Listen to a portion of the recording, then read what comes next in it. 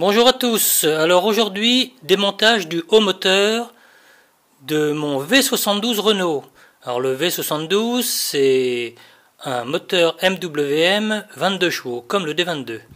Alors quand j'ai remonté ce moteur, j'ai mis des segments neufs en pensant que ça allait faire l'affaire. Mais manque de bol, il y a des points très importants à regarder que je ne connaissais pas. Donc aujourd'hui on redémonte parce qu'en fait il démarre très mal. Alors, dans un premier temps, on démonte les injecteurs. Alors maintenant, je vais démonter tous les échappements, l'admission, la culbuterie, la tôlerie et la soufflerie. Je défais les tuyaux qui alimentent les injecteurs, je défais les deux brides et je sors mon injecteur. Ça sort tout seul. Maintenant, je vais les envelopper dans du papier car c'est très fragile, il ne faut surtout pas cogner un injecteur. Alors maintenant, il me faudrait un fil de plomb de 2 mm. Du fil de plomb de 2 mm, j'en ai pas. Donc je vais prendre ça, c'est du plomb pour faire de la bande à solin qui fait 1,5 mm, ça va faire l'affaire. Donc je vais couper une petite bande à la cisaille. Je vais glisser mon fil de plomb dans le trou de l'injecteur sur le piston. Ensuite, je vais tourner mon moteur pour passer le point maraud. Donc le fil de plomb va être compressé, écrasé entre la culasse et le piston. Ensuite, je ressors le fil de plomb et je mesure l'épaisseur. Alors pour un cylindre, je suis à 1,22 et l'autre, je suis à 1,15. Donc il faut enlever 1,5 dixième sur un cylindre et 2 dixièmes sur l'autre pour le mettre à 1 mm. Donc là, je vais démonter donc toutes les culasses, la tôlerie, les cylindres, en les repérant pour ne pas les mélanger. Et je vais usiner 1,5 dixième sur un cylindre et 2 dixièmes sur l'autre. Alors j'ai démonté la tôlerie, le ventilateur, les culasses. Bon, c'est relativement vite fait, hein, y a pas... c'est simple comme mécanique. Et mon problème, bon, ça je le savais déjà d'avance, c'est en fait, il faut prendre une jauge et il faut mesurer la cote qu'il y a entre le plan de joint du fond de culasse et le dessus de la soupape. Et je suis hors tolérance. Donc là, le problème, les soupapes, on ne peut plus les utiliser en gros. Toute la compression fout le camp dans le trou.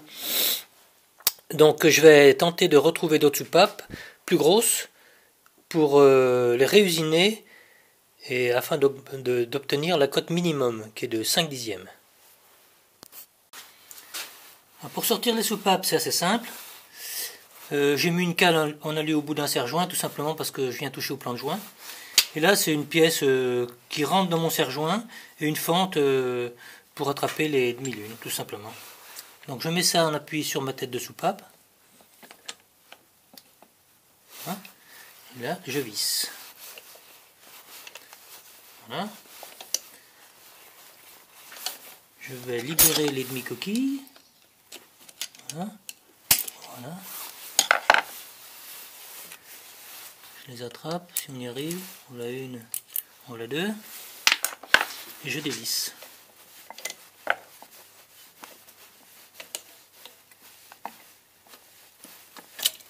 Voilà.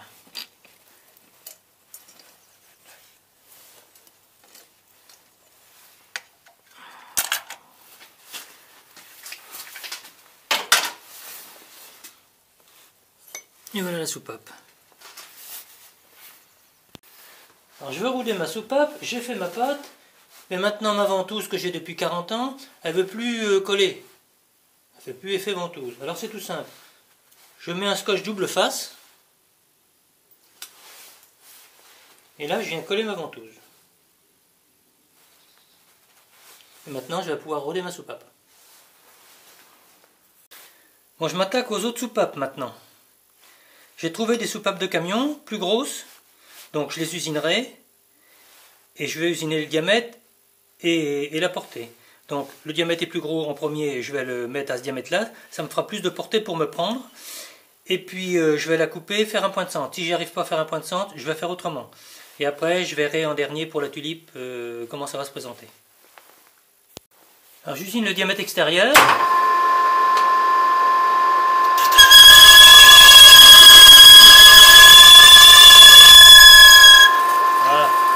fait que là je vais avoir une portée relativement large pour me serrer. Maintenant j'usine le diamètre à la cote finale sur toutes les soupapes.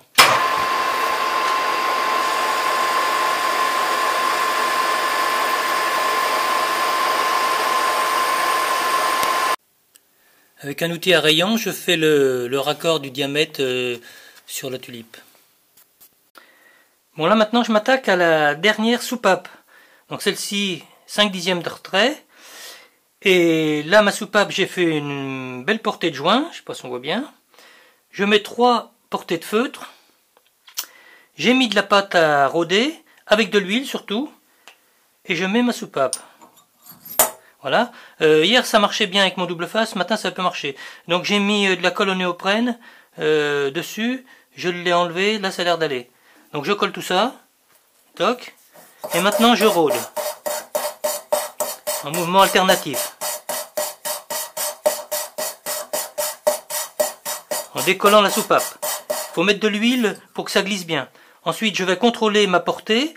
On met une portée maximum de 2 mm sur une soupape. Et j'avais oublié, quand je refais des soupapes, je choisis toujours une soupape d'admission pour aller à l'admission et une échappement pour aller à l'échappement.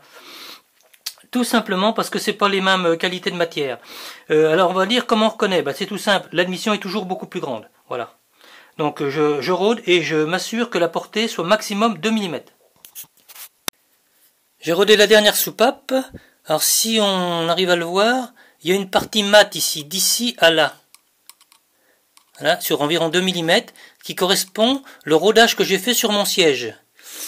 Alors là c'est parfait, il faut surtout pas mettre toute la longueur là, ça sert strictement à rien. Plus on est large, moins on étanchera. On met 1,5 à 2 mm, pas plus. Ensuite je vais remettre ma soupape là-dedans et usiner la tête par rapport au plan de joint du fond de la culasse, comme celle-ci, 5/10. J'ai remonté ma soupape dans le guide. Je les ai toutes repérées, surtout très important. Je mesure ma longueur de dépassement par rapport au guide et je vais l'usiner par rapport à ma cote d'origine. Alors chaque soupape, j'ai repéré et marqué la surlongueur. Pas les mélanger surtout. Maintenant je mets les soupapes à la longueur.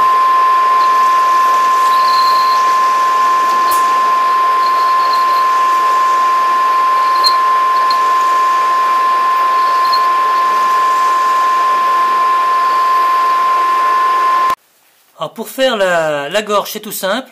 Je mets une pointe qui est bloquée, qui me sert de butée fixe à l'arrière. Mon traînard, il a une butée fixe en transversale, dans un sens et dans l'autre. Et ma profondeur, je l'ai mesurée à 0. Donc je vais plonger successivement.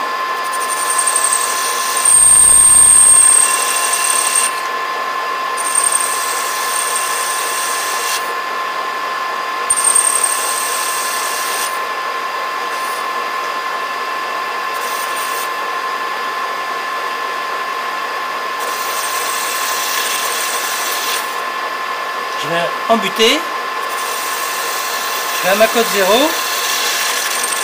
voilà, et je fais un petit déplacement en transversal jusqu'à ma cote ici, et voilà. Un petit coup de lime sur l'angle et le tour est joué. Alors pour remonter les soupapes, c'est relativement simple. Je remets mon serre-joint avec mon petit appareil, je comprime mes ressorts, je prends les demi-lunes auxquelles j'ai mis de la graisse, je prends un petit aimant, je l'aimante, je vais le mettre sur ma coquille, enfin sur la soupape, et je le retiens avec un tournevis. Je le tourne, voilà, tranquille, la graisse le tient, je fais la même opération pour l'autre.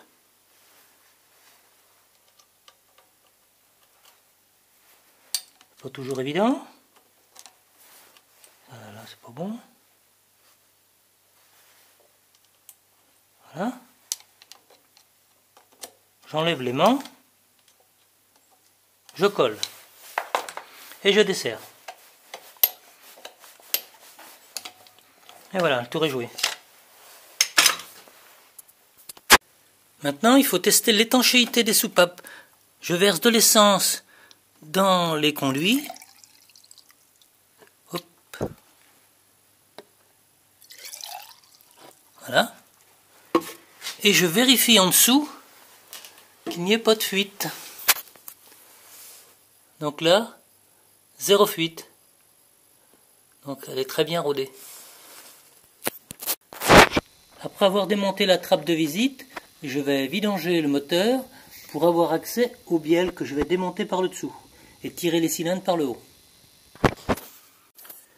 Après avoir alésé mes mors, je monte mon cylindre, je mets un comparateur sur le plan de joint et là j'ai 2 centièmes à peu près. Donc on ne pourra pas faire mieux. Et je vais usiner la portée, je vais enlever 1 dixième et demi sur ce cylindre là. Alors je tangente et je enlève 1 dixième 5.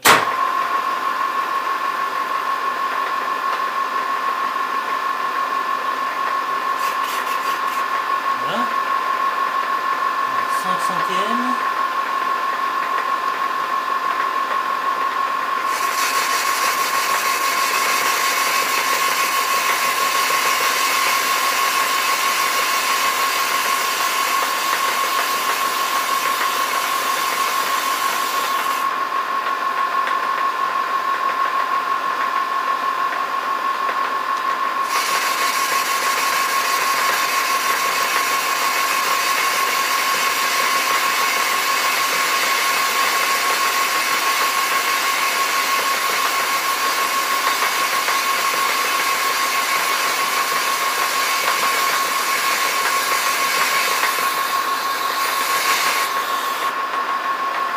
Et voilà. Alors j'ai déglacé mon cylindre. Qu'est-ce que c'est un déglaçage de cylindre? Imaginons que ce soit le cylindre et que votre cylindre il soit usé comme ça. Alors il y a plusieurs types d'appareils. On n'utilise jamais, enfin moi personnellement jamais, c'est proscrit. C'est comme un brosse-bouteille et il y a des boules abrasives au bout. C'est souple. Donc si on passe ça là-dedans, qu'est-ce qui va se passer? Les boules vont suivre le profil et qu'est-ce qui va se passer? Ça va être encore plus prononcé qu'avant. Donc ça, proscrit. Nous, ce qu'on veut, c'est aplanir le haut des sommets. Moi, j'ai un appareil comme ça, qui est monté avec des pierres. Alors, on monte ça dans le cylindre, on le bloque avec cette vis-là, pour qu'il soit relativement serré. On monte ça avec une perceuse qui tourne très lentement, et on fait des micro-rayures avec un mouvement alternatif de va-et-vient, comme ça. Pour bien déglacer le cylindre. Ça pour but, le déglaçage, les rayures, les micro-rayures dedans. L'huile va être prisonnière dedans et elle va lubrifier le piston lors de la montée et la descente de celui-ci. Alors ensuite, j'ai remonté mes segments. Alors les segments, je les remonte avec un appareil comme ça. Ça se règle par cette vis là. On met de la graisse dedans. Moi je l'ai bien graissé. On le monte sur le piston. On comprime l'appareil sur les segments, on visse pour les amener bien sur le piston. Et comme les segments sont bien rentrés dans la gorge, on a juste à appuyer après sur le cylindre tranquillement. Bon, c'est un peu ferme, mais ça rentre tranquillement. Et on déplace l'appareil pour le segment du bas parce qu'on peut pas. Le piston est très haut, mais enfin, on y arrive assez facilement. Et une fois que ça s'est monté, maintenant le cylindre il est prêt. J'ai plus qu'à le monter. Je vais m'attaquer à l'autre cylindre maintenant. Je nettoie parfaitement le dessus du bloc pour qu'il n'y ait aucune saleté qui va se glisser sous les cylindres. Ensuite, j'ai remonté ma première coquille de bielle avec un peu de graisse qui fait qu'elle reste collée sur la bielle, de manière quand je vais descendre mon cylindre que la coquille ne tombe pas dans le fond du bloc. J'ai remonté le joint torique ici, je vais mettre un petit peu de graisse autour pour faciliter l'entrée dans le carter et je mets un peu d'huile sur le menton du vilebrequin. Maintenant, je vais remonter le cylindre. Je mets ma bielle bien droite.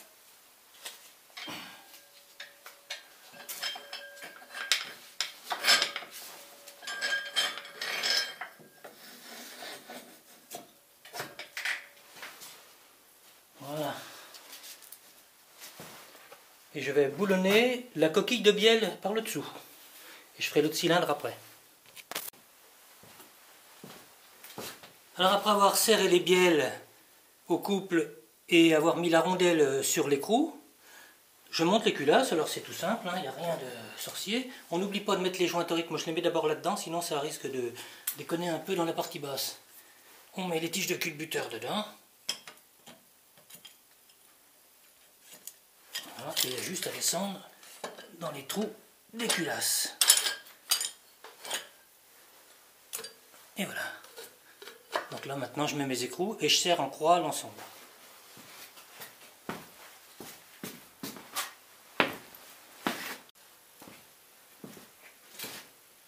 J'ai monté mes culbuteurs, j'ai serré les deux écrous avec une clé de 17 sur les deux culasses et maintenant il faut les régler. Alors c'est extrêmement simple, on tourne le vilebrequin pour enfoncer une soupape, en l'occurrence celle-là, mais ça, bon, après on fera l'autre, et après 2 dixièmes de jeu, on prend, si on n'a pas de jeu de cale, une feuille de papier que je mets en deux, donc 1 et 1 ça fait 2 dixièmes, je la glisse sous ma soupape, il faut qu'elle soit grasse.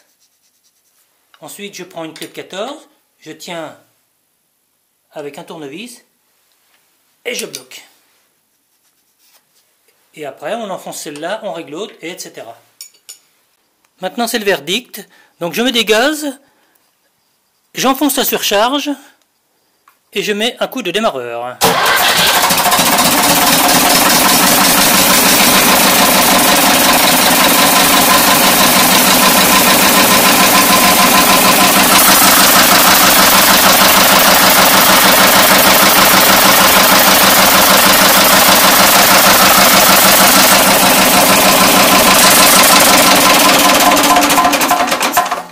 Bon, le résultat il est impeccable. Alors j'espère avoir été assez clair dans mes explications et si vous avez besoin de renseignements, si je peux, je vous réponds. En tout cas, bonne restauration pour vos tracteurs, bon courage et à bientôt.